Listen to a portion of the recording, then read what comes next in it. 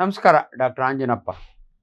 ನಾನಿವತ್ತು ಸ್ಪಾರ್ಟಿಂಗ್ ಇಂಗ್ಲೀಷ್ನೊಳಗೆ ಭಾಳ ಈಸಿ ಹೇಳಲಿಕ್ಕೆ, ಅದನ್ನು ಕನ್ನಡದಲ್ಲಿ ಹೇಳಿದರೆ ಎಲ್ಲರೂ ನಗಾಡ್ತೀರಿ ಅಥವಾ ಡಾಕ್ಟ್ರಿಗೆ ಮಾನ ಮರ್ಯಾದೆ ಇಲ್ಲ ಅಂತಾರೆ.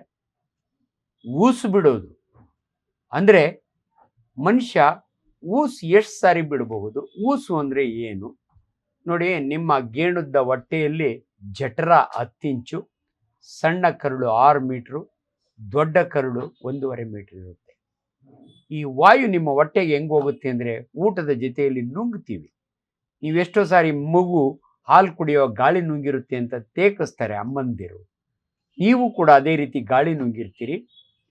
ತದನಂತರ ನೀವು ತಿಂದ ಆಹಾರದಲ್ಲಿ ಕಾರ್ಬೋಹೈಡ್ರೇಟ್ ಮತ್ತು ಪ್ರೋಟೀನ್ಸ್, ಅಮೈನೋ ಆಸಿಡ್, ದ್ವಿದಳ ಧಾನ್ಯಗಳು, ಅದರ ಎಂಡ್ ಪ್ರಾಡಕ್ಟ್ ಮೇಲೆ ಈ ಬ್ಯಾಕ್ಟೀರಿಯಾ ಆಕ್ಟ್ ಮಾಡಿ ಗ್ಯಾಸ್ ಉತ್ಪತ್ತಿ ಆಗುತ್ತೆ.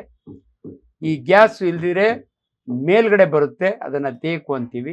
ಇಲ್ಲಾಂದರೆ ಕೆಳಗಡೆ ಗುದದ್ವಾರದ ಮುಖಾಂತರ ಹೋಗೋದನ್ನ ಊಸು ಅಂತಾರೆ.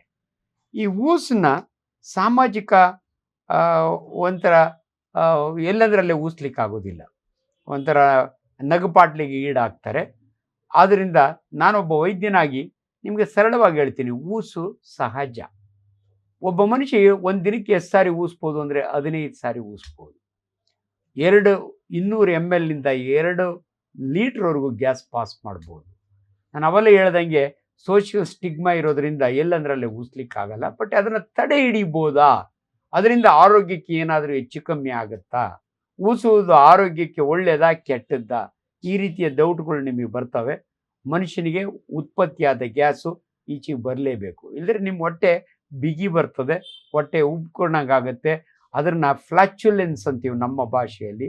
ಇದಕ್ಕೆ ಟ್ರೀಟ್ಮೆಂಟು ಮೋಷನ್ ಮಾಡಬೇಕು, ಇಲ್ಲದ್ರೆ ಗ್ಯಾಸ್ ಪಾಸ್ ಮಾಡಬೇಕು.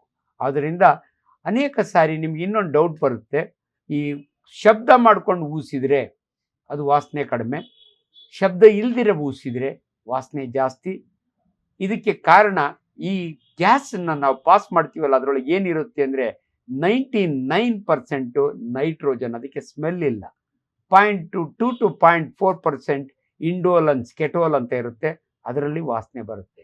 ಪರ್ಟಿಕ್ಯುಲರ್ಲಿ ಮೊಟ್ಟೆ ತಿನ್ನೋರಿಗೆ ಆ ಪ್ರೋಟೀನ್ಸು, ಅಥವಾ ಅವರೆಕಾಳು ಸೀಸನ್ನಲ್ಲಿ ಸ್ಮೆಲ್ ಜಾಸ್ತಿ ಇರುತ್ತೆ. ಅದರಿಂದ ದಯವಿಟ್ಟು ನಿಮಗೆ ಊಸು ಬಂದರೆ ತಡೆ ಹಿಡಿಯೋದು ಬೇಕಿಲ್ಲ.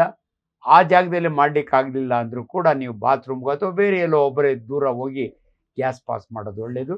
ಗ್ಯಾಸನ್ನು ತಡೆ ಹಿಡಿಯೋದ್ರಿಂದ ಒಳ್ಳೆಯದಾಗೋದಿಲ್ಲ. ಇದು ನಿಮಗೆ ಬೇಕಾದಂಥ ಏನು.